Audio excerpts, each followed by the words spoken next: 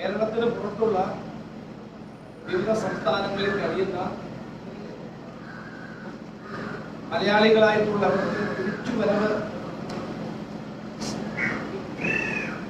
ഇന്ന് സർവത്ര ആശയക്കുഴപ്പത്തിലായിരിക്കുക. എന്റെ കയ്യിൽ സംസ്ഥാന ഗവൺമെന്റിന് വേണ്ടി ചീഫ് സെക്രട്ടറി ഇറങ്ങിയ ഒരു ഉത്തരവുണ്ട്. 2-ാം തീയതി ഇറങ്ങിയതാണ്, ഇന്നാണ് കിട്ടിയത്. ഇതിൽ പറയുന്ന കാര്യങ്ങൾ അനുസരിച്ചാണെങ്കിൽ ഒരാൾക്ക് പോലും തിരിച്ചു വരാൻ കഴിയില്ല. ഇതിൽ പറയുന്ന പല നിർദ്ദേശങ്ങളും പ്രായോഗികമായി നടപ്പാക്കാൻ കഴിയുന്നതല്ല. എല്ലാവരും ജില്ലാ കളക്ടർമാരുടെ പാസ് വാങ്ങണം എന്ന് പറഞ്ഞാൽ പലപ്പോഴും അത് പ്രായോഗികമല്ല. ധാരാളം ആളുകൾ ഫോൺ ചെയ്തുകൊണ്ടിരിക്കുകയാണ്. ഇന്നലെ മുതൽ ഓരോ പ്രദേശങ്ങളിലും കുടുങ്ങിക്കിടക്കുന്ന ആളുകളുടെ നിരന്തരമായ പരാതികളും ആവലാതികളും വന്നുകൊണ്ടിരിക്കുകയാണ്. വാസ്തവത്തിൽ കേരളത്തിന് പുറത്തുള്ള മലയാളികളെ കൊണ്ടുവരുന്ന കാര്യത്തിൽ ഗുരുതരമായ പിഴവാണ് നമുക്ക് പറ്റിയത്. ഇതിന് ആവശ്യമായ കോർഡിനേഷൻ നേരത്തെ നമുക്ക് ചെയ്യാൻ കഴിഞ്ഞിട്ടില്ല. ഇനിയെങ്കിലും വൈകാതെ അതിനുള്ള നടപടികൾ ഉണ്ടാകണം എന്നാണ് എനിക്ക് അഭ്യർത്ഥിക്കാറുള്ളത്. ട്രെയിനുകൾ ഇന്ന് ഇതര സംസ്ഥാന തൊഴിലാളികളെ കൊണ്ടുപോകുന്ന ട്രെയിനുകൾ മടങ്ങി വരുന്നത് കാലിയായിട്ടാണ്. ആ ട്രെയിനുകളിൽ നമ്മളുടെ വിവിധ സംസ്ഥാനങ്ങളിൽ കുടുങ്ങിക്കിടക്കുന്ന ആളുകളെ തിരികെ കൊണ്ടുവരാൻ കഴിയും. പക്ഷെ അതിന് നേരത്തെ നമ്മൾ റെയിൽവേ ബോർഡുമായി ബന്ധപ്പെടുന്നതായിരുന്നു. ഇന്ന് റെയിൽവേ മന്ത്രാലയത്തിന്റെ ഒരു കുറിപ്പ് കണ്ടു, കേരളം സ്പെഷ്യൽ ട്രെയിനുകൾ ആവശ്യപ്പെട്ടിട്ടില്ലായിരുന്നു. അത് ശരിയാണെങ്കിൽ അത് ഗുരുതരമായ ഒരു പ്രശ്നം തന്നെയാണ്. ഇപ്പോൾ കൽക്കട്ടയിൽ, ജാർഖണ്ഡിൽ, ഡൽഹിയിൽ, ബോംബെയിൽ, തെലങ്കാനയിലൊക്കെ കുടുങ്ങിക്കിടക്കുന്ന മലയാളികൾക്ക് വരണമെങ്കിൽ ബസ്സൊന്നും പ്രായോഗികമല്ല, വാഹനങ്ങൾ പ്രായോഗികമല്ല. പല ആളുകൾക്കും വാഹനമില്ലാത്തവരാണ്. അവർ പഠിക്കുന്ന വിദ്യാർത്ഥികൾ, തൊഴിൽ ചെയ്യുന്ന ആളുകൾ, അവർക്കൊന്നും കാറെടുത്ത് പോകാൻ കഴിയില്ല. ടാക്സി വിളിച്ചാൽ ആരും വരില്ല. ഇതൊക്കെയാണ് പരാതികൾ. ടാക്സി വിളിച്ചാൽ ആരും വരില്ല. കാരണം അവർ പിന്നെ ക്വാറന്റൈൻ പോകേണ്ടി വരും. അതുകൊണ്ട് ഡ്രൈവർമാർ വരില്ല. അതുകൊണ്ട് എനിക്ക് ആവശ്യപ്പെടാനുള്ളത്, ഇവർക്ക് വേണ്ടി പ്രത്യേക ട്രെയിൻ സർവീസ് ആരംഭിക്കാനുള്ള നടപടി, നോൺ സ്റ്റോപ്പ് ട്രെയിൻ മതി. ബോംബെയിൽ നിന്ന്, ബാംഗ്ലൂരിൽ നിന്ന്, ചെന്നൈയിൽ നിന്ന്, അതുപോലെ തന്നെ ഹൈദരാബാദിൽ നിന്ന്, കൽക്കട്ടയിൽ നിന്ന്, ഡൽഹിയിൽ നിന്നൊക്കെ സ്പെഷ്യൽ ട്രെയിനുകൾ ഓടിക്കാനുള്ള അനുമതി സംസ്ഥാന ഗവൺമെന്റ് കേന്ദ്രത്തിൽ നിന്ന് വാങ്ങണം. റെയിൽവേ ബോർഡ് തരാൻ തയ്യാറാണ്. അതുകൊണ്ട് അടിയന്തരമായി, ഇതുവരെ നമ്മൾ ശ്രമിച്ചില്ല എന്ന് പറയുന്നത് ഗുരുതരമായ പ്രശ്നമാണ്. അടിയന്തരമായി ഇവരെ കൊണ്ടുവരാനുള്ള നടപടികൾ സ്വീകരിക്കണം. പല ആളുകൾ, ഇന്ന് തന്നെ എത്രയോ ആളുകളാണ് നമ്മളെല്ലാം ഫോണിൽ വിളിക്കുന്നത്. ഗുജറാത്തിൽ കുടുങ്ങിക്കിടക്കുന്ന പറഞ്ഞു, ഇവർക്കൊന്നും പോരാൻ ഒരു മാർഗവുമില്ല. പലരുടെ കയ്യിൽ പൈസ തീർന്നിരിക്കുന്നു. അവർക്ക് ഭക്ഷണം കിട്ടാത്ത പല ആളുകളുണ്ട്. പരാതികൾ വ്യാപകമായി കൊണ്ടിരിക്കുന്നില്ല. അതുകൊണ്ട് എനിക്ക് ആവശ്യപ്പെടാനുള്ളത്, അടിയന്തരമായി സ്പെഷ്യൽ ട്രെയിനുകൾക്ക് വേണ്ടി കേന്ദ്രത്തിൽ അഭ്യർത്ഥിക്കണം. അതിനുള്ള നടപടികൾ മുന്നോട്ട് കൊണ്ടുപോകണം. ഈ ചീഫ് സെക്രട്ടറി ഇറക്കിയിരിക്കുന്ന ഉത്തരവിന്റെ അടിസ്ഥാനത്തിൽ ഒരാൾക്കും കേരളത്തിലെ പലതിന്റെ കോപ്പിയാണ് ഞാൻ നിങ്ങൾക്ക് തരാം, നിങ്ങൾ വായിച്ചു നോക്കുക. ഒരാൾക്ക് പോലും കേരളത്തിലേക്ക് വരാൻ കഴിയാത്ത അവസ്ഥയാണ്. അപ്രായോഗികമായ നിർദ്ദേശങ്ങളാണ്. ജില്ലാ കളക്ടറിൽ നിന്ന് ഉത്തരവാണ്. പാവപ്പെട്ട ആളുകൾ അവരുടെ ജില്ലാ കളക്ടറെ ഉത്തരവാണ്.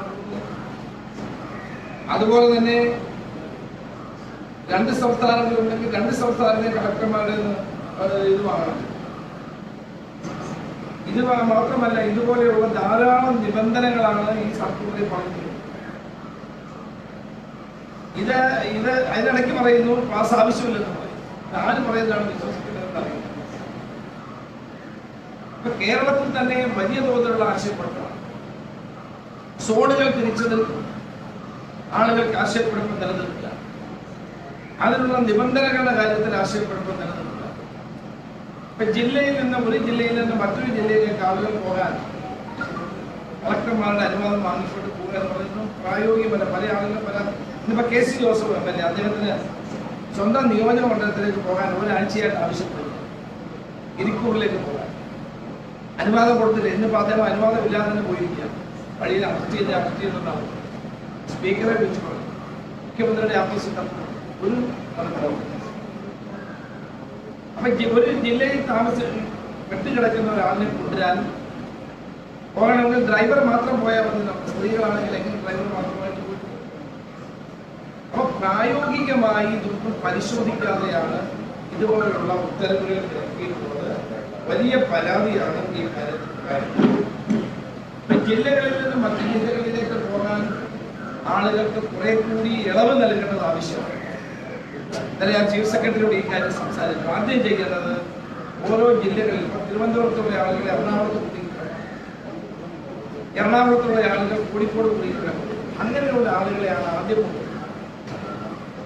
അപ്പൊ അതിനുള്ള നടപടികൾ ഒന്നും ഉണ്ടാകുന്നില്ല എന്നുള്ളതാണ് ഇവിടെ പറഞ്ഞ വളരെ ഏറ്റവും പ്രധാനപ്പെട്ടത്. അപ്പൊ മറ്റ് സംസ്ഥാനങ്ങൾ, പഞ്ചാബ് 250 ബസ്സായിട്ട് രാജസ്ഥാനിലേക്ക് നമ്മള് ഇതുപോലെ KSRTC ബസ്സുകൾ ബാംഗ്ലൂരിലേക്ക് അയക്കാം, കോയമ്പത്തൂരിലേക്ക് അയക്കാം. അതോടൊപ്പം തന്നെ മറ്റ് സംസ്ഥാനങ്ങളിലേക്ക് നമുക്ക് അയക്കാൻ കഴിയും.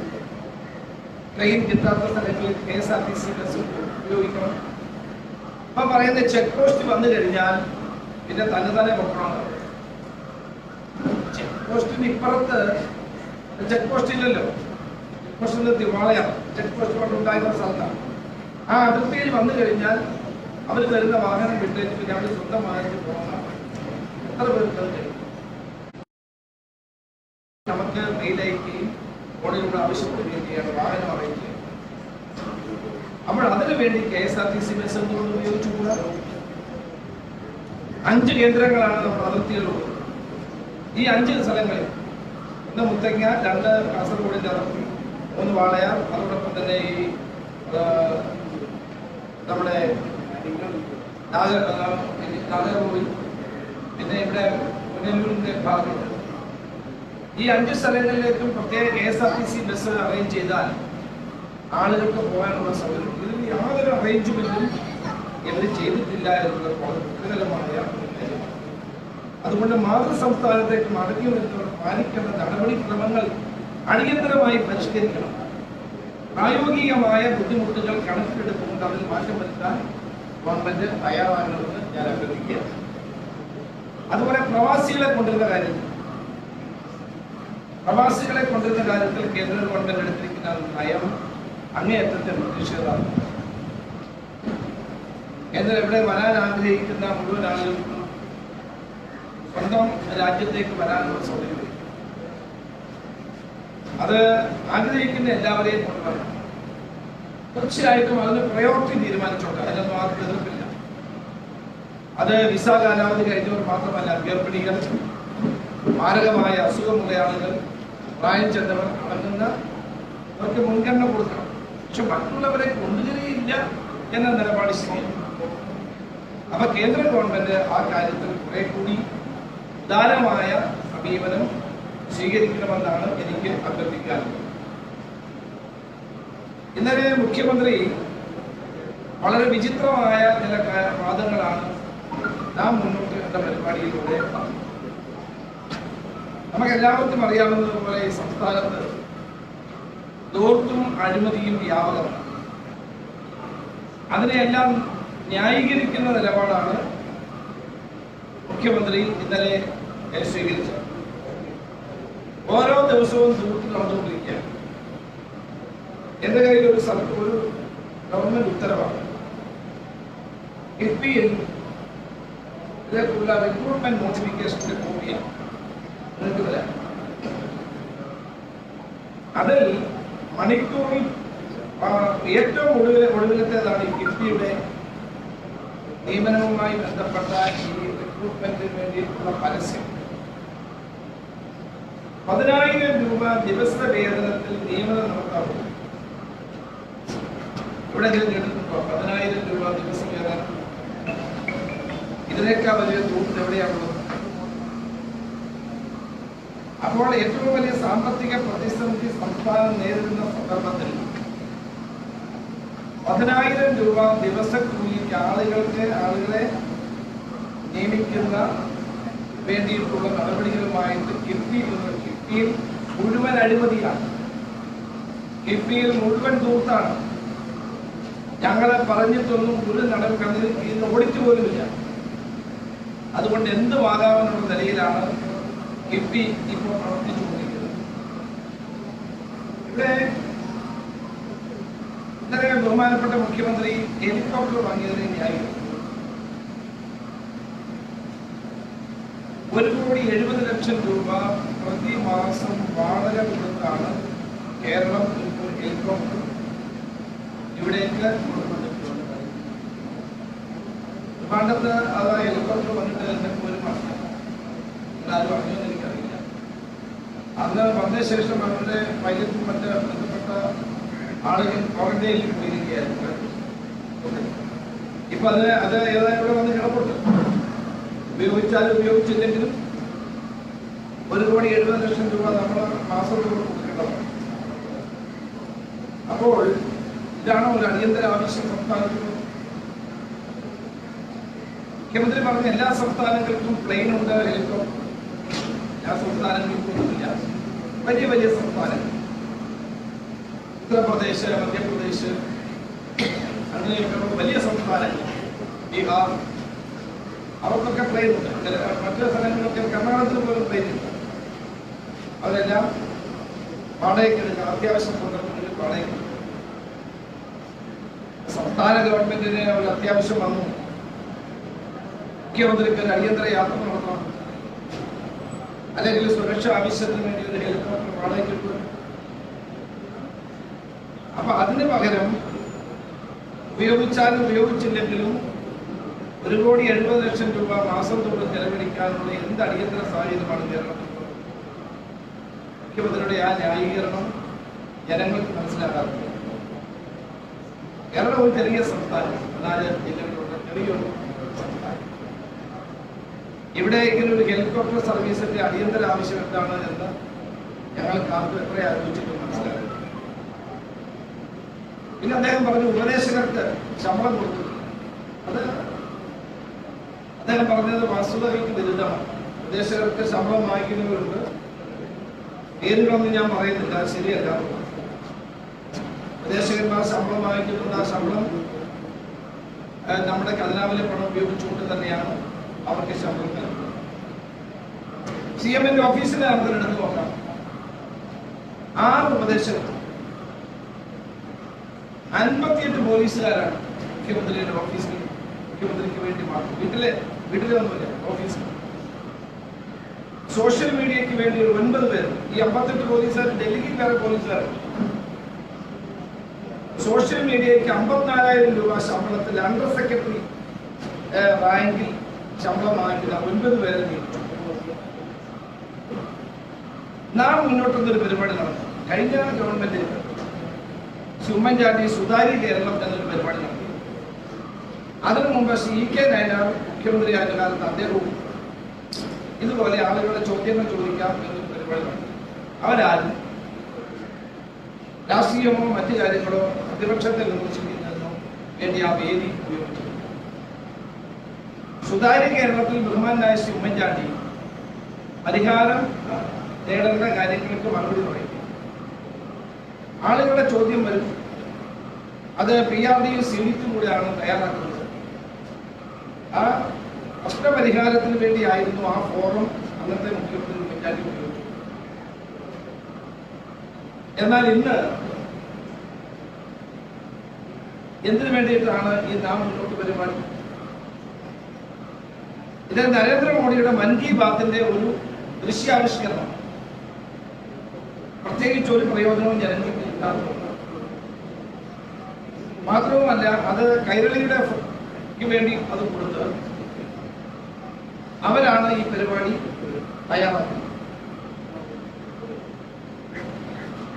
അതോടൊപ്പം തന്നെ ആ വേദി പ്രതിപക്ഷത്തെ വിമർശിക്കാൻ വേണ്ടി മാത്രം ആയി പലതവണ അത് ദുരുപയോഗപ്പെടുത്തുന്ന കാഴ്ച ഞങ്ങൾക്ക് കാണാം. ഇന്ന് വരെ ഒരു മുഖ്യമന്ത്രിമാരും ആ നിലയിലുള്ള പ്രവർത്തനം കാഴ്ചവെച്ചിട്ടില്ല എന്നുള്ളതാണ്. നാം മുന്നോട്ട് എന്ന പരിപാടിക്ക് 2018-19 4.98 ലക്ഷം രൂപ ചെലവായി. 2019-20 5 കോടി ചെലവായി. 2020-21 2.5 കോടി, 2.5 കോടി കൂടെ ആവശ്യപ്പെട്ടിരിക്കുകയാണ്. അപ്പോൾ 7.5 കോടി രൂപ മൊത്തം അതിന് ആവശ്യപ്പെട്ടിരിക്കുകയാണ്. PRD നമ്മുടെ സീഡിറ്റുമായി ചേർന്ന് നടപ്പാക്കാൻ കഴിയുന്ന ഒരു പദ്ധതിയാണ്. ഇത്രയും വലിയ തുക ചെലവഴിച്ച് നടപ്പാക്കും. ഇത് കൂടാതെയാണ് നവകേരളം എന്നൊരു പരിപാടി സ്പോൺസർ ചെയ്ത് നടപ്പാക്കുന്നത്. നവകേരളമൊക്കെ എന്തായെന്ന് എല്ലാവർക്കും അധിക ക്യാബിനറ്റ് റാങ്ക് 5. അതിന് ഭരണപരിഷ്കാര കമ്മീഷന് വേണ്ടി മാത്രം 7.3 കോടി രൂപ 31/12/2009 വരെ ചെലവഴിക്കും. ഞങ്ങൾ അസംബ്ലി ചോദിച്ചു കൊടുത്തു. 5 റിപ്പോർട്ട് കൊടുത്തു ഭരണപരിഷ്കാര കമ്മീഷൻ. ഒരെണ്ണം പോലും, ഒരു ശുപാർശ പോലും ഗവൺമെന്റ് പരിഗണിച്ചിട്ട് പോലും. ചാരിറ്റി വീക്കെൻഡ്സ് അറ്റ് ഹോം, ചെലവിചുരുക്കൽ നടപടികൾ ഗവൺമെന്റ് സ്വീകരിച്ചിട്ട് വേണം മറ്റ് ജനങ്ങളോടത് ആവശ്യപ്പെടാൻ. ദൗർഭാഗ്യവശാൽ കേരളത്തിലെ സർക്കാരിന്റെ ചെലവ് അനുദിനം വർദ്ധിച്ചുകൊണ്ടിരിക്കുകയാണ്. ഇന്ന് ശ്രീ TP ചന്ദ്രശേഖരന്റെ 8ാമത്തെ ചരമവാർഷിക ദിനമാണ്. ഞാൻ അദ്ദേഹത്തിന് ആദരാഞ്ജലികൾ അർപ്പിക്കുകയാണ്. അദ്ദേഹത്തിന്റെ കേസ് ഉൾപ്പെടെ നിരവധി കേസുകളിൽ അഭിഭാഷകരെ കൊണ്ടുവന്നതിന് മുഖ്യമന്ത്രി ഇതിനെ ന്യായീകരിക്കും. പെരിയ കൊലക്കേസാണെങ്കിലും, സുബൈറിന്റെ കൊലപാതകമാണെങ്കിലും, TP ചന്ദ്രശേഖരന്റെ കൊലപാതകം, ഇതിലെല്ലാം CPM ആളുകൾ പ്രതികളായിട്ടുള്ള കേസിൽ നിന്ന് അവരെ രക്ഷിക്കാൻ വേണ്ടിയാണ് ഗവൺമെന്റ് സുപ്രീം കോടതിയിലെ പ്രഗത്ഭരായ അഭിഭാഷകരെ കൊണ്ടുവന്നത്. സംസ്ഥാനത്തിന്റെ താല്പര്യം സംരക്ഷിക്കാൻ വേണ്ടി ആയിരുന്നില്ല. അന്തർനദീജല തർക്കത്തിന് ഒരു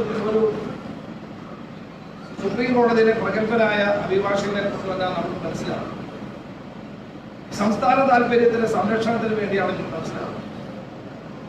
രാഷ്ട്രീയ താല്പര്യത്തിന്റെ സംരക്ഷണത്തിന് വേണ്ടി മാത്രം.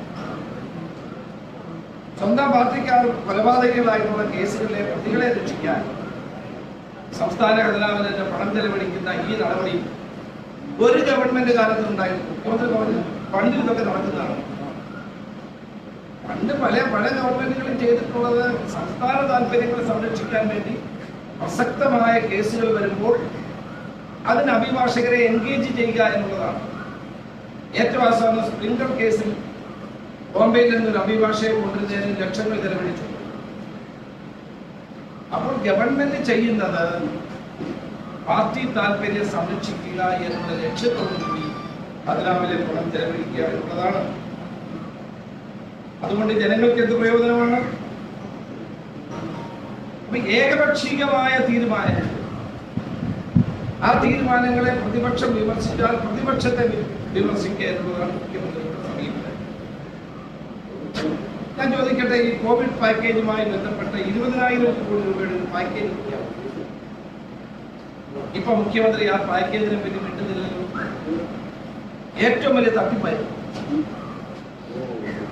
20,000 കോടി രൂപയുടെ പദ്ധതി ആദ്യം നമ്മൾ പ്രഖ്യാപിച്ചു. കേരളത്തിന്റെ ഗവൺമെന്റ് അറിയിച്ചു. കേരളത്തിൽ ഇത് ആദ്യമായ ഒരു എക്കണോമിക് പാക്കേജ് പ്രഖ്യാപിച്ചു. മാധ്യമങ്ങളെ കൊണ്ട് എഡിറ്റോറിയൽ എഴുതിക്കേണ്ട സാഹചര്യമില്ല. എന്താ യഥാർത്ഥ വസ്തുത? ഇതിൽ 14,000 കോടി രൂപ കരാറുകാർക്ക് കൊടുക്കാനുണ്ടായിരുന്നതാണ്. മാസങ്ങളോളം കുടിശ്ശികയായി കിടന്നതാണ്. അതിൽ എത്ര രൂപ കൊടുത്തു എന്ന് ഞങ്ങൾ പരിശോധിച്ചപ്പോൾ മനസ്സിലായത് ആകെ 300 കോടി രൂപ മാത്രമാണ് കരാറുകാർക്ക് ഈ പ്രഖ്യാപിച്ച സാമ്പത്തിക പാക്കേജിൽ നിന്ന് ഇതുവരെ ബാങ്കിൽ നിന്ന് ലഭിച്ചു. ബാങ്കുമായിട്ടാണ് ഗവൺമെന്റിന് കൊടുത്തത്, ബാങ്ക് മുഖേന കൊടുത്തത്. സാമൂഹ്യക്ഷേമ പെൻഷനാണ് പിന്നെ മറ്റൊന്ന്. 7 മാസത്തെ കുടിശ്ശിക വരുത്തിയത് ആരാണ്? ഈ ഗവൺമെന്റ് തന്നെയാണ് സാമൂഹ്യക്ഷേമ പെൻഷൻ 7 മാസം കുടിശ്ശിക വരുത്തിയത്. അത് കൊടുത്തു എന്ന് പറയുന്നത് സാധാരണ ഗവൺമെന്റ് കൊടുക്കാൻ ബാധ്യസ്ഥമായ കാര്യമാണ്. അതിന് പ്രത്യേകതയൊന്നുമില്ല. കോവിഡ് ഉണ്ടെങ്കിലും ഇല്ലെങ്കിലും ഇത് കൊടുത്തേ മതിയാവും. ഏറ്റവും വലിയ കബളിപ്പിക്കൽ നടന്നത് കുടുംബശ്രീക്കാരെയാണ്. ഓരോ കുടുംബശ്രീ അംഗത്തിനും 20,000 രൂപ കിട്ടുമെന്ന് പറഞ്ഞു. അതിനനുസരിച്ച് കുടുംബശ്രീ യൂണിറ്റുകൾ റിപ്പോർട്ട് കൊടുക്കാൻ പറഞ്ഞു, ബാങ്കിനെ സമീപിക്കാൻ പറഞ്ഞു. ഇപ്പൊ 5,000 രൂപ കഷ്ടിച്ച് പലർക്കും കിട്ടുന്നു എന്നത് മാത്രമാണ് ഇപ്പോൾ കാണാൻ കഴിയുന്നത്. മുഖ്യമന്ത്രി വലിയ കൊട്ടിഘോഷിച്ചുകൊണ്ട് പ്രഖ്യാപിച്ച പരിപാടിയാണ് ഈ എക്കണോമിക് പാക്കേജ്. സർക്കാരിന് 1 രൂപ ചെലവില്ല. ബാങ്കുമായി ബന്ധപ്പെട്ട ഇൻട്രസ്റ്റ് കൊടുക്കുമോ ഇല്ലയോ എന്ന് 9.5% ഇതുവരെ പറഞ്ഞിട്ടില്ല. തൊഴിലുറപ്പിന് വേണ്ടിയിട്ട് 1,000 കോടി രൂപ മാറ്റിവെച്ചു, 1 രൂപ ഇതുവരെ ചെലവായിട്ടില്ല. സൗജന്യ റേഷൻ ഞാൻ നേരത്തെ അത് വിശദമാക്കിയതാണ്, വിശദാംശങ്ങളിലേക്ക് പോകുന്നില്ല. APL-കാർക്ക് 15 കിലോ അരി കൊടുത്തു എന്നത് മാത്രമാണ് ഈ കാര്യത്തിൽ. കിറ്റുകളുടെ കാര്യം പാലുണ്ട്. കിറ്റുകള് മഞ്ഞ കാർഡിനും പിങ്ക് കാർഡിനും കൊടുത്തു. ബാക്കിയുള്ളവർക്ക് എപ്പോൾ കൊടുക്കുമെന്ന് അറിയില്ല. മുഖ്യമന്ത്രി ഇപ്പം നമ്പറുകളും പ്രഖ്യാപിക്കുന്നില്ല. പലവ്യഞ്ജന കിറ്റിൽ പല സാധനങ്ങൾ കിട്ടുന്നില്ല എന്ന പരാതി, അതിന്റെ പർച്ചേസുമായി ബന്ധപ്പെട്ട ധാരാളം പരാതികൾ, ഇതെല്ലാം വ്യാപകമാകുന്നു. ഫുഡ് ആൻഡ് സിവിൽ സപ്ലൈസിന്റെ ബഡ്ജറ്റ് വിഹിതത്തിൽ നിന്ന് 350 കോടി കൊടുക്കും. 2020-21 ബഡ്ജറ്റ് അലോക്കേഷനിൽ നിന്നാണ് 350 കോടി രൂപ കൊടുത്തത്. പിന്നെന്താണ് ക്ഷേമനിധി എല്ലാവർക്കും അറിയാവുന്നതുപോലെ തൊഴിലാളികൾ അടയ്ക്കുന്ന പണത്തിൽ നിന്ന് 1,000 രൂപ വെച്ച് അതിൽ നിന്ന് കുറവ് ചെയ്യിപ്പിക്കുന്നു. ഇതിൽ ഏറ്റവും ആകർഷകമായ ഒരു പരിപാടി, ക്ഷേമനിധിയിൽ അംഗമല്ലാത്തവർക്ക് 1,000 രൂപ കൊടുക്കുന്നത്. ഇതുവരെ അവർക്ക് 1,000 രൂപ പലരും കാത്തിരിക്കുകയായിരുന്നു. ഒരാൾക്ക് 1,000 രൂപ. ഞാൻ മുഖ്യമന്ത്രി വളരെ ഒരു പ്രഖ്യാപനം നടത്തിയിട്ടുണ്ട്. SC/ST വിദ്യാർത്ഥികൾക്കുള്ള ലംസം ഗ്രാന്റിന് 250 കോടി നൽകി. എന്താണ് രസം? കഴിഞ്ഞ 1 വർഷമായി SC/ST കുട്ടികൾക്ക് ലംസം ഗ്രാന്റ് കൊടുക്കാതെ അവരിങ്ങനെ അലമുറയിട്ട് നടക്കുക. നമുക്ക് നിയമസഭയിൽ നിരവധി തവണ പറഞ്ഞു. ഇപ്പോഴാണ് ഇത്തവണത്തെ 2020-21 ബഡ്ജറ്റ് വിഹിതത്തിൽ നിന്ന് ആ കഴിഞ്ഞ വർഷത്തെ കുടിശ്ശിക കൊടുത്താണ്. അതാണ് മുഖ്യമന്ത്രി വലിയ രീതിയിൽ അത് പ്രഖ്യാപനം നടത്തി. 250 കോടി രൂപ SC/ST ഡിപ്പാർട്ട്മെന്റിന്റെ ഈ വർഷത്തെ അലോക്കേഷനിൽ നിന്ന് കൊടുത്തു. കേരളത്തിന്റെ ചരിത്രത്തിൽ ഈ ഗവൺമെന്റാണ് SC/ST വിഭാഗത്തോട് ഏറ്റവും വലിയ അപകടം കാണിച്ചത്. 2019-20 42% SC-യുടെ പട്ടികജാതിക്കാരുടെ ബഡ്ജറ്റ് വിഹിതം ചെലവാക്കി. ഇത് 50 ആക്കാൻ ശ്രമിച്ചുകൊണ്ടിരിക്കുകയാണ്. ബുക്കൊക്കെ അഡ്ജസ്റ്റ് ചെയ്യും. ST-ക്ക് 60%. ഇന്ന് വരെ ഒരു ഗവൺമെന്റ് ഇതുപോലൊരു സാഹചര്യം ഉണ്ടാക്കി. നിയമസഭയിൽ പോലും ശ്രീ ബാലൻ ഞങ്ങളോട് സമ്മതിച്ച കാര്യം, SC/ST ഡിപ്പാർട്ട്മെന്റിന് ഒരു ഗവൺമെന്റും ഒരു ധനകാര്യമന്ത്രിയും പണം കൊടുക്കാതെ ഒരിക്കലും പിടിച്ചു വെക്കാറില്ല. പ്രയോറിറ്റി അടിസ്ഥാനത്തിൽ ആ ഡിപ്പാർട്ട്മെന്റിന്റെ പ്രവർത്തനത്തിന് വേണ്ടി പണം ഇല്ലെങ്കിലും നമ്മൾ കൊടുക്കാം. ഈ ഗവൺമെന്റാണ് കഴിഞ്ഞ സാമ്പത്തിക വർഷം SC/ST ഡിപ്പാർട്ട്മെന്റിനോട് ക്രൂരത കാട്ടിയത്. ഇത് ചതിയാണ് അവരോട്. ഇപ്പോൾ നമ്മുടെ ആരോഗ്യ സേതുവുമായി ബന്ധപ്പെട്ട വിവാദങ്ങൾ ഇന്ത്യയിൽ ഉയർന്നിരിക്കുകയാണ്. കോൺഗ്രസിന്റെ മുൻ പ്രസിഡന്റ് ശ്രീ രാഹുൽ ഗാന്ധി ചില ആശങ്കകൾ പ്രകടിപ്പിച്ചു. ഞങ്ങളതിന്റെ വിശദാംശങ്ങളിലേക്ക് പോയപ്പോൾ അത് ശരിയാണെന്ന് മനസ്സിലാക്കി. ആരോഗ്യ സേതു എന്ന് പറയുന്ന ആ പദ്ധതി ഒരു സ്വകാര്യ കമ്പനിയുമായി ബന്ധപ്പെട്ട് നടപ്പാക്കുന്നതാണ് മനസ്സിലായത്. അതിനകത്ത് നമ്മൾ നേരത്തെ കേരളത്തിൽ ഉന്നയിച്ച ആശങ്കകൾ പോലെ തന്നെയുള്ള ആശങ്കയാണ്. അമേരിക്കൻ കമ്പനിയായ സ്പ്രിംഗർ അവര് നടത്തുമ്പോൾ ഡേറ്റ അനാലിസിസ് ചെയ്യുന്ന സന്ദർഭത്തിൽ അതിന്റെ രഹസ്യവും അതോടൊപ്പം തന്നെ കോൺഫിഡൻഷ്യാലിറ്റിയും പരിപാലിച്ചില്ല എന്നുള്ള നമ്മളുടെ വാദം പോലെ തന്നെയാണ് ഈ ആരോഗ്യ സേതുവിന്റെ കാര്യത്തിൽ ഉയർന്നു വന്നിരിക്കുന്ന ആശങ്ക. സ്വകാര്യ കമ്പനിയാണ് ചെയ്യുന്നത്, അതിൽ നിന്ന് വിവരങ്ങൾ ചോരുമോ എന്നുള്ള ആശങ്ക. അപ്പോൾ കേന്ദ്ര ഗവൺമെന്റ് ആരോഗ്യ സേതുവിന്റെ വിവരങ്ങൾ പൂർണ്ണമായും ഭദ്രമാക്കാനുള്ള നടപടികൾക്ക് നേതൃത്വം കൊടുക്കണമെന്ന് ഞാൻ അഭ്യർത്ഥിക്കുന്നു. CPI ഇത് കാര്യം വീണ്ടും ആവർത്തിക്കുന്നു. പക്ഷേ യെച്ചൂരി ഒരു അക്ഷരം, സീതാറാം യെച്ചൂരി ഈ കാര്യത്തിൽ ഒരു അക്ഷരം വേണ്ടിയിട്ടില്ല. കാരണം കേരളത്തിലെ ഗവൺമെന്റിനെ പറ്റി അദ്ദേഹം ഒന്നും വേണ്ടിയില്ല ആ സമയത്ത്. അതുകൊണ്ടാകാം ആരോഗ്യ സേവനത്തിനെ പറ്റി അദ്ദേഹം പറയാം. ലിങ്കർ കരാറുമായി ബന്ധപ്പെട്ട കാര്യങ്ങളിൽ എനിക്ക് ഒന്ന് രണ്ട് കാര്യം പറയാം.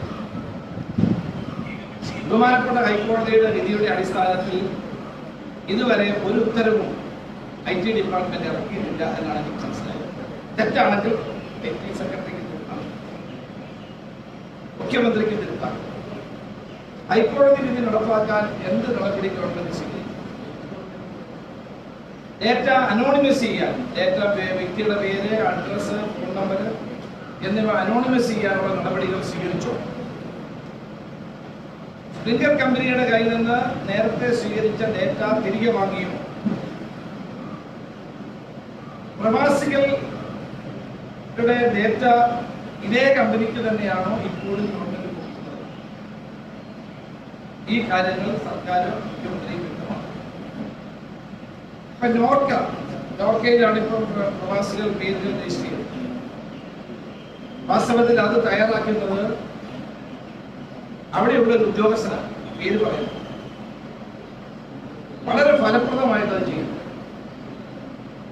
ഏതാണ്ട് പ്രവാസികൾക്ക് 4 ലക്ഷത്തോളം പേര് രജിസ്റ്റർ ചെയ്തു. 1.5 ലക്ഷം പേരെ രജിസ്റ്റർ ചെയ്യാൻ ലിങ്കറെ കൊണ്ടുവരുന്നു അന്ന ഗവൺമെന്റ്. 4 ലക്ഷം പേർക്ക് 4 ലക്ഷം പേരോളം രജിസ്റ്റർ ചെയ്യുന്നതിന് വേണ്ടി സ്വന്തമായി ഒരു ഉദ്യോഗസ്ഥൻ തയ്യാറാക്കിയ ഒരു ആപ്പ് അതിനു വേണ്ടി പ്രവർത്തിക്കും. ഇതാണ് ഗവൺമെന്റിനോട്.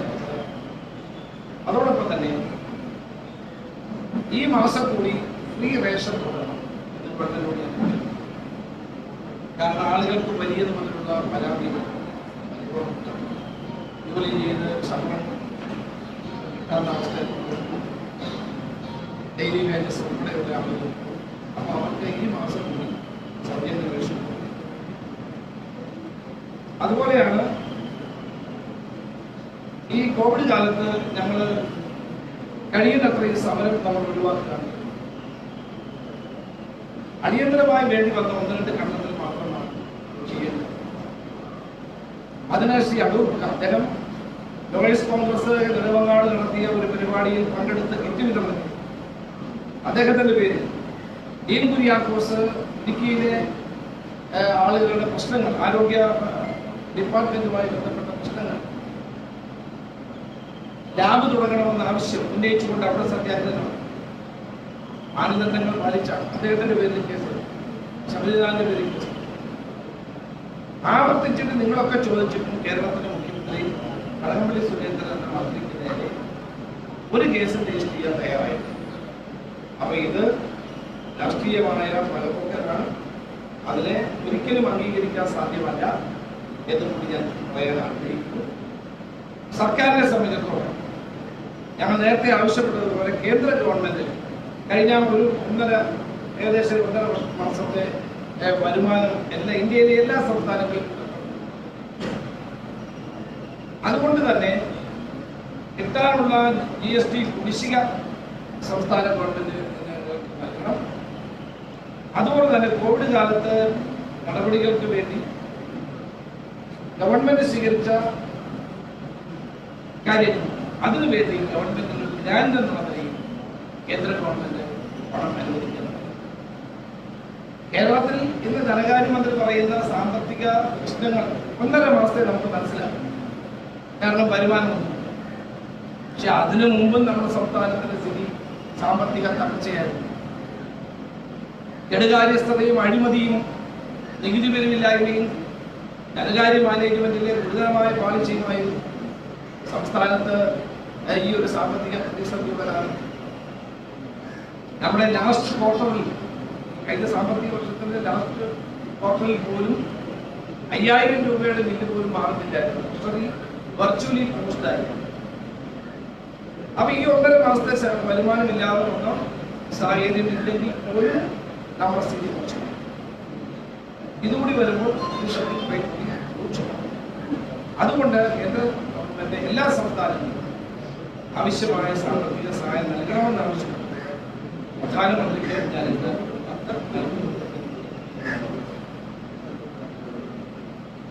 രണ്ട് പ്രധാനപ്പെട്ട കാര്യം കൂടി പറയാനുള്ളത്. കോവിഡ് കാലത്ത് ജനങ്ങൾ കറണ്ട് ബില്ലുകൾ കൊണ്ട് വലിയ തോതിൽ പ്രയാസപ്പെടുകയാണ്. മുൻ മാസങ്ങളിലെ തുക അപേക്ഷിച്ച് 3 ഇരട്ടി തുകയാണ് ഇപ്പോൾ വൈദ്യുതി കൊണ്ട് ബില്ല് ചെയ്യുന്നത്.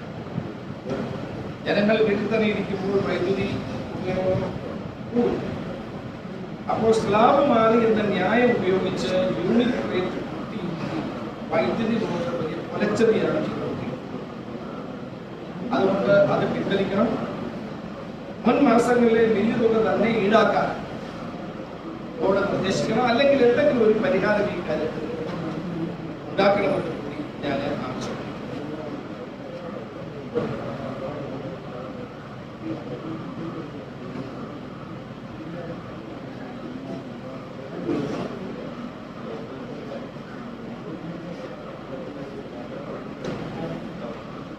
സംസ്ഥാനങ്ങളിൽ കൊണ്ടുവരുന്നവരെ സർക്കാർ ചെലവിൽ സൗജന്യമായിട്ട് കൊണ്ടുവരുന്നതാണ്. മറ്റ് സംസ്ഥാനങ്ങളിൽ നിന്ന് മലയാളികളെ സർക്കാർ ചെലവിൽ കൊണ്ടുവരുന്നതാണോ അതോ തീർച്ചയായിട്ടും രണ്ട് കാര്യം ചെയ്യണം. ഒന്ന്, കേന്ദ്ര ഗവൺമെന്റിനോട് ട്രെയിൻ ആവശ്യപ്പെട്ടാൽ ആ ട്രെയിൻ ഇപ്പോൾ മനസ്സിലാക്കാൻ കഴിഞ്ഞത് അവരത് 85% സബ്സിഡി ആക്കുകയും 15% സ്റ്റേറ്റ് ഗവൺമെന്റ് കൊടുക്കണമെന്നുള്ള വളരെ പുതിയൊരു ഉത്തരവ് വന്നതായിട്ട് ഇപ്പോൾ ഞാൻ മനസ്സിലാക്കി. ശരിയാണെന്നാണ് തോന്നുന്നത്, എനിക്കറിയില്ല. ഇപ്പോൾ കേട്ടത് അപ്പൊ ട്രെയിൻ ആവശ്യപ്പെട്ടാൽ ട്രെയിൻ കിട്ടുമെന്നാണ് മനസ്സിലാക്കാൻ കഴിഞ്ഞിട്ടുള്ളത്. അതുകൊണ്ട് ട്രെയിൻ ഏർപ്പാട് ചെയ്യണം. ഒന്ന്, കർണാടകത്തിൽ നിന്നൊക്കെ നമുക്ക് ബസ് കൊടുത്താൽ തൊട്ടടുത്ത സംസ്ഥാനങ്ങൾ അവിടെ KSRTC ബസ്സുകൾ കൊടുത്താൽ ആളുകൾ അകലം പാലിച്ച് നമ്മുടെ നിബന്ധനകൾ പാലിച്ച് അവർ. പക്ഷേ ഈ ചീഫ് സെക്രട്ടറി ഇറങ്ങിയിരിക്കുന്ന ഈ ഉത്തരവ് കൊണ്ട് ഒരൊറ്റ ആൾക്ക് ചുറ്റുവരാൻ അസത്തിൽ 12 മണിക്കൂറൊക്കെയാണ് വളയാറിൽ ആളുകൾ ഭക്ഷണം കിട്ടാതെ വളരെയേറെ പ്രയാസമാണ്. ഇതിലൂടെ കിഫ്ബിയില് 10,000 രൂപ ദിവസ ശമ്പളത്തിൽ പരസ്യമിട്ടല്ലോ. ചീഫ് സെക്രട്ടറി ടോം ജോസ് അടുത്ത മാസം റിട്ടയർ ചെയ്യുക. ടോം ജോസിന് വല്ല ഉദ്ദേശിച്ചാണോ ഈ ഇങ്ങനെ ഒരു പരസ്യം പിടിച്ചിരിക്കുന്നത്? അങ്ങനെ വല്ലതും അതെനിക്കറിയില്ല. പക്ഷെ ഇത് അപേക്ഷിച്ചിരിക്കുകയാണ്. 10,000 രൂപ ഒരു ദിവസം ശമ്പളമുള്ള ജോലി എന്ന് പറയുന്നത് വലിയ ആകർഷകമായ ഒരു കാര്യം. കേരളത്തിൽ ഒരാൾക്ക് 10 രൂപ ശമ്പളം കിട്ടും.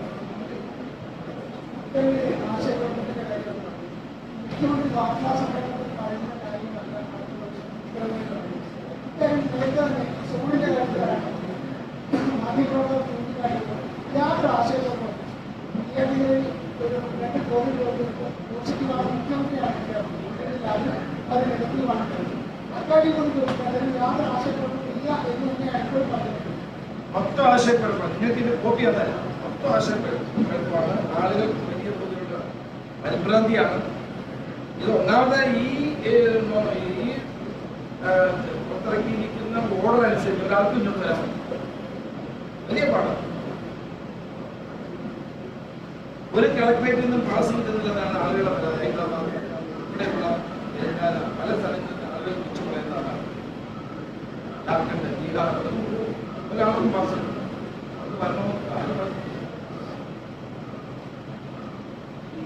തൊഴിലാളികളെ കൊണ്ടുവരുന്നത് അതിന്റെ ചെലവ് PCCയിൽ വഹിക്കണമെന്നൊരു നിലപാട് ആ സർക്കിൾ ഇപ്പോൾ നമുക്ക് കിട്ടി. അത് എങ്ങനെ വേണമെന്ന് ഞങ്ങൾ ആലോചിച്ചുകൊണ്ടിരിക്കുക. അത് സൗജന്യമാണെങ്കിൽ പിന്നെ ആ പ്രശ്നം വരുന്നില്ല. അപ്പോൾ ആലോചിച്ചുകൊണ്ടിരിക്കുകയാണ്. ഞാൻ KPC പ്രസിഡന്റുമായിട്ട് രാവിലെ ആ കാര്യം സംസാരിച്ചു. അപ്പോൾ അതെങ്ങനെ വേണമെന്നുള്ളത് ഞങ്ങൾ ബന്ധപ്പെട്ടുകൊണ്ടിരിക്കുക. ഈ ഇവിടുന്ന് ഈ അതിഥി തൊഴിലാളികളുമായിട്ട് പോകുന്ന ട്രെയിനുകളിൽ പലതിലും അങ്ങനെ പോകുന്നതിനകത്ത് ആവശ്യത്തിന് അതിഥി തൊഴിലാളികളില്ല എന്നുള്ള വളരെ നിർബന്ധിച്ച് അതിനകത്ത് കയറ്റിവിടുന്നു എന്നുള്ള അങ്ങനെ ഒരു ആരോപണമുണ്ട്. പല ട്രെയിനുകളും നിറയാതെ പോകും. അപ്പം നിറയ്ക്കാൻ വേണ്ടി പല ആളുകൾ അത് സാമൂഹ്യ അകലം പാലിച്ചിട്ടുള്ളതുകൊണ്ടായിരിക്കും. അല്ല അങ്ങനെ അത് ഇന്നലെ ഉദ്യോഗസ്ഥന്മാരായിട്ട് സംഭവിച്ച കാര്യം ചിലപ്പോൾ പത്തനംതിട്ട ജില്ലയിൽ നിന്നൊക്കെ പല സ്ഥലങ്ങളിൽ ബന്ധിച്ചാരെയും കൊണ്ടുപോകേണ്ട കാര്യമില്ല. ആ താല്പര്യമുള്ള പറഞ്ഞാൽ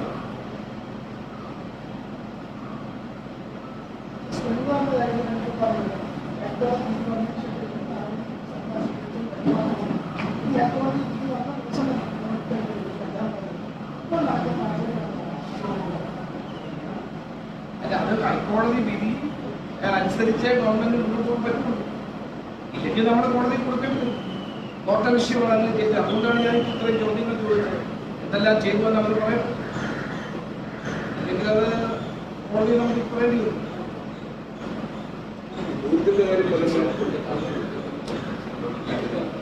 ചെയ്യുന്നുണ്ടോ ഇല്ലയോ എന്നുള്ള കാര്യം അറിയില്ല. കാരണം ചെയ്യുന്നുണ്ടോ, നേരത്തെ എടുത്ത ഡേറ്റ തിരിച്ചു നൽകിയോ, അതുപോലെ തന്നെ അനോണിമൈസ് ചെയ്താണോ ഡേറ്റ കൊടുക്കുന്നത്, ഈ വിവരങ്ങളെല്ലാം എന്താണെന്ന് വ്യക്തമാക്കണമെന്ന്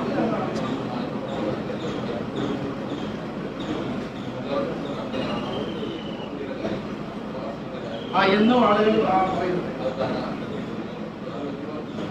അങ്ങനെ കൊടുക്കുന്നു എന്നുള്ള പരാതി ഉയർന്നു വന്നിട്ടുണ്ട്. ശരിയാണെന്ന് അറിയില്ല. അതാണ് ഗവൺമെന്റ് വ്യക്തമാക്കുന്നത്. ഈ ദൂരത്തിന്റെ കാര്യം പറയുമ്പോഴും പ്രതിപക്ഷ നേതാവ് ഒരു കാർ ചോദിച്ചപ്പോൾ അതിന്റെ കൂടെ 25 കാർ ഇന്നോവ കാർ വാങ്ങി എന്നുള്ള ഒരു ആരോപണം പ്രതിപക്ഷ നേതാവ് ഒരു കാർ ചോദിച്ചു. പ്രതിപക്ഷ നേതാവിന്റെ കാറിന് എത്ര കിലോമീറ്റർ ഓടിയാലും പ്രശ്നമാണെന്ന് ഒരു കാർ ആവശ്യപ്പെട്ടു. അതിന്റെ കൂടെ 25 ഇന്നോവ കാർ വാങ്ങി. അപ്പൊ അതൊരു ഈ പറയുന്ന ദൂരത്തിലുള്ള എല്ലാം വരുന്നുണ്ട്. ഗവൺമെന്റ് ആരംഭിച്ച സമയത്ത് എല്ലാം അതല്ലോ മൊത്തത്തിൽ ഇപ്പോൾ മന്ത്രിമാർക്ക് നമുക്ക് ഒഴിവാക്കാൻ കഴിയാവുന്ന ഒഴിവാക്കണം. ശരിയല്ല, അതന്നെയാണ് ഒഴിവാക്കാൻ പറ്റുന്ന ദോഷങ്ങൾ.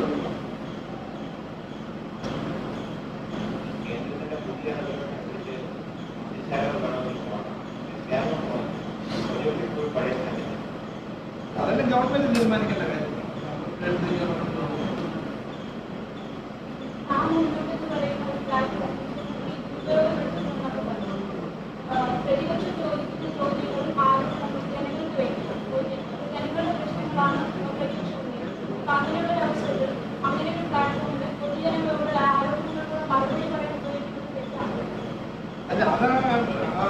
അതൊരു സ്പോൺസേഡ് പ്രോഗ്രാമല്ല. മുഖ്യമന്ത്രിക്ക് പത്രസമ്മേളനങ്ങളിൽ മറുപടി പറയുന്നുണ്ടല്ലോ. ഞങ്ങൾ അത് ശരിക്കും മറുപടി പറയുന്നുണ്ടല്ലോ. പത്രസമ്മേളനങ്ങളിൽ മറുപടി പറയുന്നത് തെറ്റില്ല. കാരണം ഞങ്ങൾ പറയേണ്ട കാര്യങ്ങൾ ഇത്തരം ഒരു പ്ലാറ്റ്ഫോം നായനാരോ ഉമ്മൻചാണ്ടി ഒരിക്കലും മുഖ്യമന്ത്രിമാരായ കാലത്ത് പ്രതിപക്ഷത്തെ വിമർശിക്കാൻ, അത് ജനങ്ങളുടെ നന്മയ്ക്ക് വേണ്ടിയിട്ടുള്ള പരിപാടികൾക്കായി സർക്കാരിന്റെ പണം ഉപയോഗിച്ചുകൊണ്ട് പ്രതിപക്ഷത്തെ വിമർശിക്കാനുള്ള രീതിയാക്കിയത് മാറ്റുന്നത് ധാർമ്മികമായ നടപടിയല്ല, ശരിയല്ല. കാരണം അവിടെ അദ്ദേഹത്തോട് തിരിച്ച് ചോദിക്കാനും ആരുമില്ല. ചോദിക്കുന്നത് അവരുടെ ആളുകൾ തന്നെ ചോദിക്കുന്നു, അവർ തന്നെ മറുപടി കൊടുക്കണം. മുഖ്യമന്ത്രി മറുപടി വ്യത്യസ്തമായി ചോദിക്കുന്നവരാരെ നിങ്ങളെ ആരെയും ആ കേസായിട്ട് വെക്കാൻ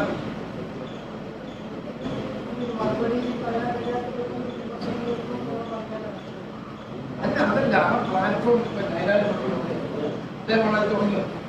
ചോദ്യം അത് കഴിഞ്ഞ് സുതാര്യ കേരളം പഞ്ചായത്ത്, അതൊക്കെ പ്രശ്നപരിഹാരത്തിന് വേണ്ടി അത് സീഡിറ്റും അതോടൊപ്പം തന്നെ സീഡിറ്റാകാൻ തയ്യാറാക്കി. അതിന് വലിയ ചെലവില്ല. ഇതങ്ങനെയാണ്. ഇത് വലിയ തോതിലുള്ള പണം ചെലവഴിച്ച് ഉപയോഗിക്കുന്ന ഒരു പരിപാടിയാണ്. അത് ജനങ്ങളുടെ നന്മയ്ക്ക് വേണ്ടി ഉപയോഗിക്കുന്നതിന് പകരം പ്രതിപക്ഷത്തിനെതിരായ വിമർശനമായി മാറുന്നത് ധാർമ്മികമായി ശരിയാണ്. അദ്ദേഹം ഞങ്ങളെ വിമർശിച്ചാൽ ഞങ്ങൾക്ക് അതിന് മറുപടി പറയാൻ നിങ്ങളെ പോലുള്ള ആളുകൾ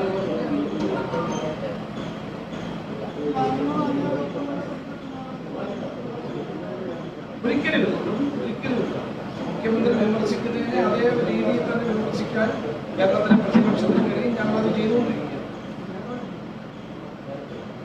അവരവർ ഗൾഫിൽ നിന്ന് മടങ്ങി വരുന്ന ആളുകളെ ക്വാറന്റൈൻ ചെയ്യാനുള്ള സൗകര്യത്തിന് വേണ്ടി Rajiv Gandhi institute of development studies ഞാൻ ചെയർമാനായിട്ട് ഇൻസ്റ്റിറ്റ്യൂട്ട് തീരുമാനിച്ചു. അവിടെ ആവശ്യത്തിനുള്ള വെന്റിലേറ്റർ ഉൾപ്പെടെയുള്ള സൗകര്യങ്ങൾ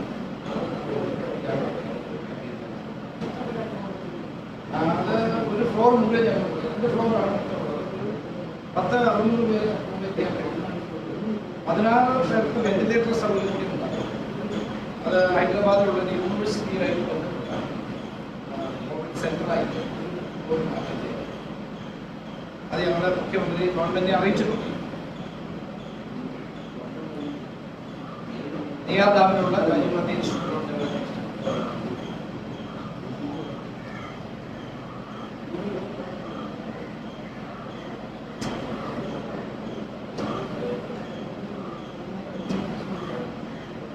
ശരി.